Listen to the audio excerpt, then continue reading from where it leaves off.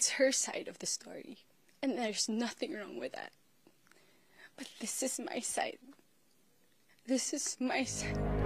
Nagulantang ang buong Pilipinas sa isyung Maris at Anthony.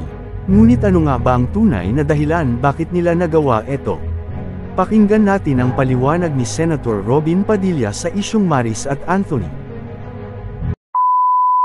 Hindi mo naman pinipili kung kailan ka yung in heat, ano? So, wala ka sa mood. Paano ako nasa mood? Siguro naman, sasang-ayon naman sa akin ng mga taong bayan pag sinabi kong may iba talagang urge ang mga lalaki talaga. May urge talagang nandun eh. Kasi yung urge, mga 30 minutes lang yung urge na yun na mabaliw-baliw ka eh, di ba?